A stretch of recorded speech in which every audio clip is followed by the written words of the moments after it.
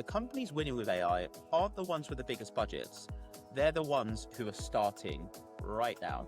If you've been waiting for someone to cut through the noise and show you exactly how AI can transform your work, your wait is over.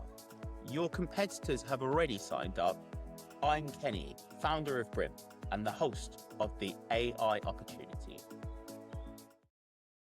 Welcome to the AI Opportunity Q&A sessions, where every week we take one question from a listener and try to unpack it in less than 5 minutes. So every week we'll delve in, we'll really try and get to the bottom of the concerns that people have, the inquiries that they have, the things they're excited about. This week, I'm personally excited because we have a question which is from Michael, a project manager in a logistics firm. And I think it's a question that really speaks to a lot of people's concerns, which is, will AI take my job or is it going to make me better? Now, Michael, you're voicing really a worry I think millions of people quietly have right now. Will AI change my job? Of course. Is it going to get rid of my job? I'm not entirely sure. I think that is absolutely more fear than reality. It's not about job loss. It's really about job shifting. We're seeing AI change the nature of work. Now, that's similar in some ways to every technology change. You know, whether it was bringing in computers into the workplace or the internet, it all starts with fear. And for obvious reasons, everyone is worried to some degree about what is this going to mean for my livelihood, right?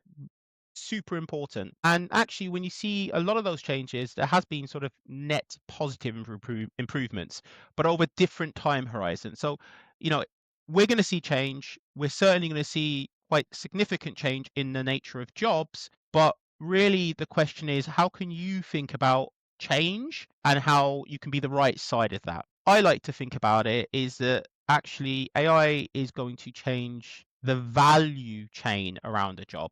So it's going to really take and own what is sort of the more repetitive work, the more rudimental work, the sort of work that really gets in the way of all of our jobs when we really want to be doing work that we believe is the most mentally stimulating, the most creatively focused. So I would describe that as human work. And so, give you a good example, we recently worked with a team who are effectively working on finance related tasks, dealing with a lot of data summary, trying to understand what's happening in their company. And a lot of the junior staff there actually are spending massive amounts of time on work that they secretly hate. And actually, there is work that they are very interested in, they want to be applying themselves to, and that's actually where AI can offer value. So you can think of it as two layers. You've got the sort of replaceable layer, repetitive, rule-based, quite predictable. And then I think you've got the irreplaceable layer, judgment, empathy, relationships, creativity. AI is going to eat that first layer, but actually the irreplaceable layer, I think it's going to be an opportunity for people to thrive, you know, really knowing how to delegate down the tasks that fit in that replaceable bucket and really be able to delve into the things that are human, creativity, judgment, building good relationships. And from our perspective, you really want to be thinking not to worry about how AI is going to replace your work, but actually look at it as an opportunity. What's slowing me down when it comes to my daily work? Could AI handle that? And what skills can I learn that AI can't do yet, but are really in that irreplaceable layer, that human layer?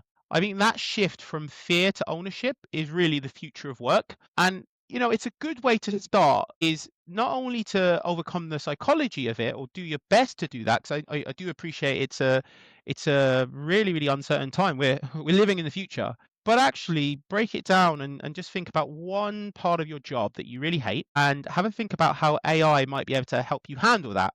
I think that's your first win to being able to make that mental shift. And, you know, the way I've heard it described, and I wouldn't disagree, I certainly agree, is that AI isn't going to take your job, but someone who knows how to use AI probably will. So, you know, treat AI like a tool, not a threat.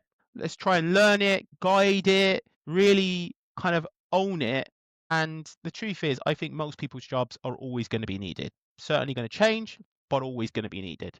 Now, if you've got any questions about how AI is going to impact work, anything you want to ask, then please do email us in and we'll answer it in our weekly Q&A. So the email is ask@theaiopportunity.ai.